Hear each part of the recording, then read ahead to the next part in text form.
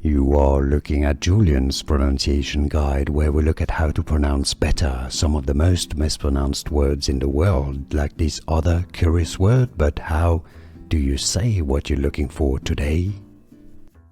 Let's learn once and for all how to pronounce the name of this brand and how to pronounce this QC brand or QC shoes. You've probably seen this logo on certain shoes and other sportswear. So what is this all about? Well, it's actually the name of a brand that's called On. It's On, like O-N.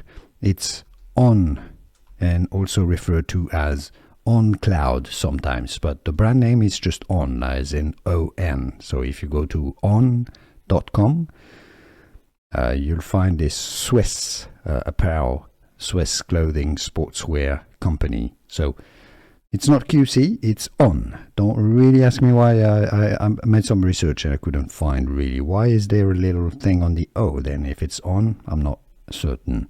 But it's On shoes, not QC. And now you know.